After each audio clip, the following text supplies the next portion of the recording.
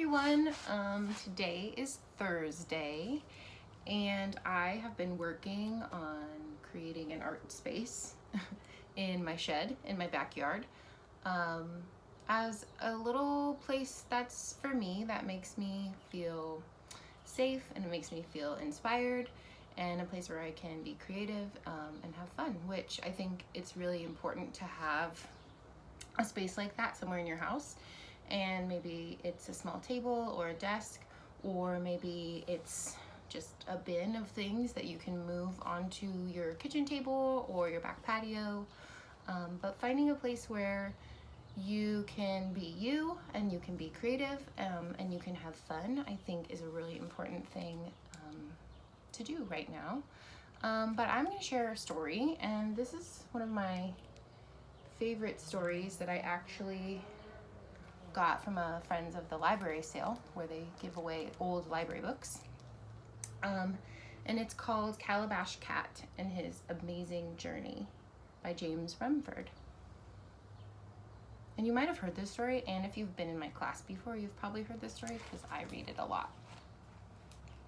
And this story comes from a continent called Africa, and in a country in Africa called Chad, where they speak a language called Arabic.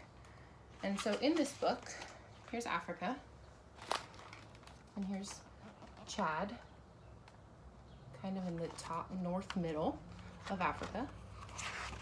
And the language of Arabic looks like that. But this book also has words in English, so I'm gonna read the English words, but the story was originally written in Arabic. In the middle of Africa, there lived a calabash cat. One day, he set off down the road to see where the world ended.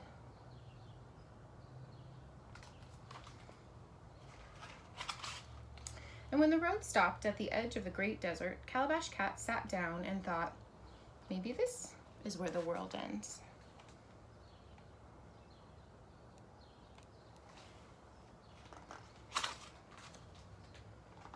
Just then, a camel came by, and he was surprised at how silly Calabash Cat was.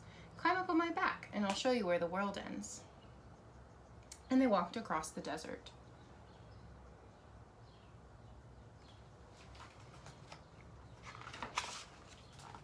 But when they reached the far side of the desert, where the grasslands began, the camel stopped and said, "Here, my friend, is where the world ends."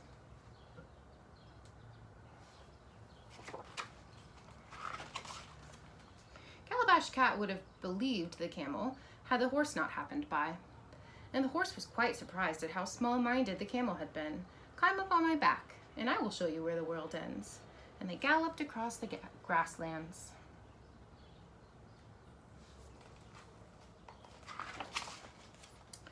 But when they reached the far side of the grasslands, where the jungle began, the horse stopped and said proudly, "Here, my friend, is where the world ends." So all the different animals have different ideas about where the edge of the world is. Calabash Cat would have believed the horse had a tiger not shown up, and the tiger was quite surprised at how full of nonsense the horse had been. "Climb up on my back, and I'll show you where the world ends." And they bounded through the jungle.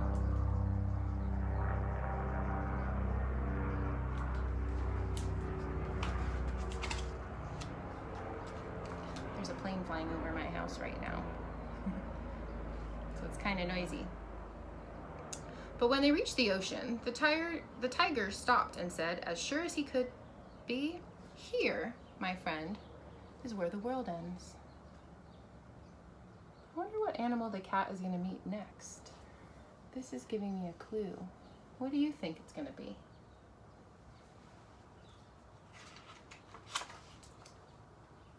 Calabash Cat would have believed tiger had whale not called from the waves, and the whale was quite surprised at how wrong the tiger had been.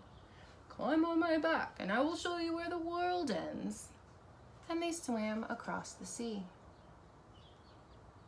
Did you guess that it might be a whale or something that lives in the ocean?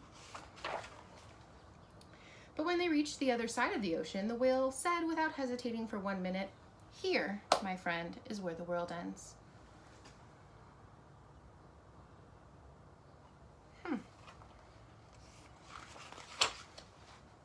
Now, when Calabash Cat looked at the miles of land in front of him, he thought how small the whale's world had been, even the tigers and the horses and the camels. And he wondered if he would ever see the edge of the world. So each of those animals only knew like a really small part of the world. But since Cat is getting to go different places, he's starting to see that the world is actually bigger. And just then, an eagle swooped down, and the eagle was quite surprised at how foolish everyone had been. Climb up on my back, and I will show you a world without end. And up they went into the great sky, and Calabash Cat's eyes grew wide with wonder. And as he flew around the world, over oceans and jungles and grasslands and deserts, back to his home.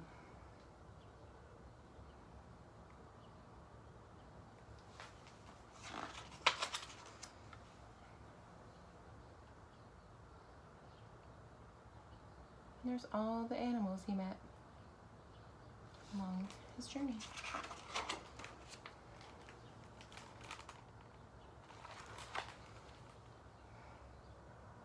And that is the end.